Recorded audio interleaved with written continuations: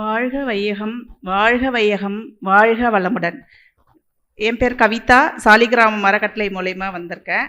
இங்கே வந்திருக்க கீதா தான் எங்களோட டீச்சர். இவங்க மூலயமா எங்கள் அப்பார்ட்மெண்ட்டில் இருக்கிறவங்க படித்தோம்.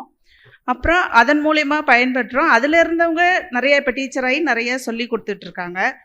இந்த மனவளக்கலை சேர்ந்த அப்புறம் எங்களுக்கு உடல் நலம் மற்றும் மனநலம் நல்ல இம்ப்ரூவ்மெண்ட்டு நல்லா வந்திருக்கு.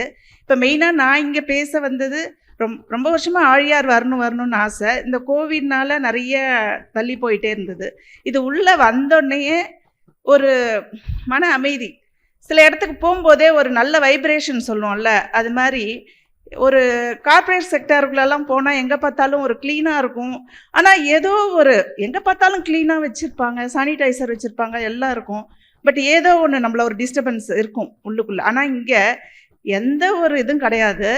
ஒரு பேசிக் நீட்ஸ் எல்லாமே அவங்கவுங்கள மன திருப்தியோட அவங்கவுங்கள செய்கிறாங்க.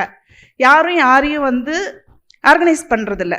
Already well organised and simplified இடமா இருக்குது. அதனால் ஒரு வீடு போனோன்னா எப்படி வீடு அமைதியாக இருந்தால் தான் அதில் இருக்கிறவங்க அமைதியாக இருப்பாங்க. அது மாதிரி இங்கே ஆழியார் ஒரு அமைதியாக இருக்குது. ஸோ ஒரு நல்ல ஃபுட்டு, நல்ல அக்காமடேஷன், நல்ல ஆம்பியன்ஸு, இதெல்லாம் நம்மளுக்கு சாட்டிஸ்ஃபை ஆனால் தான் இங்கே என்ன சொல்கிறாங்க, இங்கே இருக்கிறவங்க எப்படி இருக்கிறாங்களோ அதை நம்ம ஃபாலோ பண்ணுற மாதிரி வரும். இங்கே இருக்கிற பேராசிரியர் பெருமக்களும் சரி, பார்த்தோன்னே நம்மளோட ஒருத்தவங்களா, ஒரு அமைதியாக, ஒரு பழகிறவங்களா, எல்லா விதத்துலேயும் ஒரு அந்த கனெக்டிவிட்டி ஃபஸ்ட்டு வந்தால் தான் அவங்க மூலயமா நம்மளுக்கு நல்ல விஷயங்கள் ஸ்ப்ரெட் ஆகும்.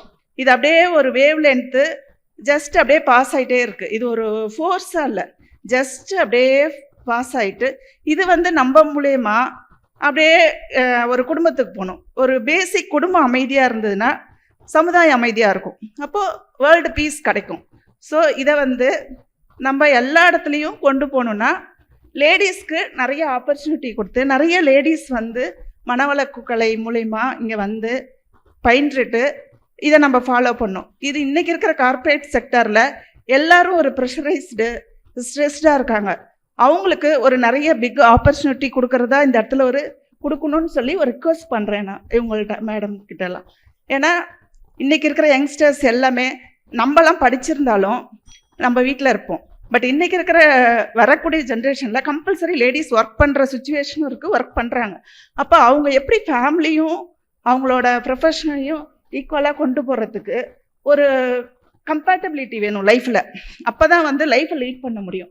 அடுத்த வர ஜெனரேஷனையும் லீட் பண்ணணுன்னா அதுக்கு கார்ப்பரேட் செக்டாருக்கும் உங்களோட மனவளக்கலை எங்களை மாதிரி ஒரு பெண்கள் மூலயமாவோ எல்லார் மூலயமா போய் ஒரு பெண்கள் சமுதாயத்தில் அமைதியாக ப்ரொஃபஷ்னலாக இம்ப்ரூவ் ஆகிட்டு வரும்போது, இதெல்லாம் வரும்போது இன்னும் நாடு சமுதாயம் எல்லாமே நல்லா டெவலப் ஆகும். ஸோ இது ஒரு வேர்ல்டு வைடு நம்ம அந்த விஷனில் நான் சொல்கிறேன். நம்ம எல்லாரும் கற்றுக்குறோம், எல்லாருக்கும் எல்லாம் தெரிஞ்சாலும் இங்கே வந்ததுக்கப்புறம் நமக்கு தெரிஞ்ச விஷயங்களே நிறைய நம்ம ரீஜனவேட் ஆகிறோம்.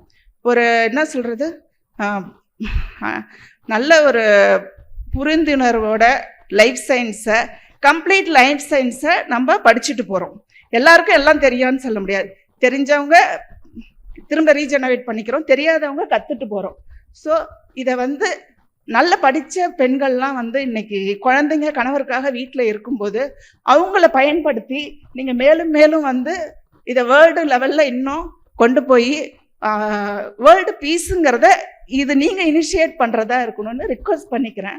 அது மாதிரி இங்கே எல்லாருக்கும், பேராசிரியர்களுக்கு, சகோதர சகோதரிகள் அனைவருக்கும், இங்கே வேலை செய்கிற எல்லாருக்குமே ஒரு செக்யூரிட்டி அவங்களேருந்து எல்லாருக்கும் எங்களுடைய மன்றம் சார்பாக நன்றியை தெரிவித்துக் கொள்கிறேன். நன்றி, வணக்கம்.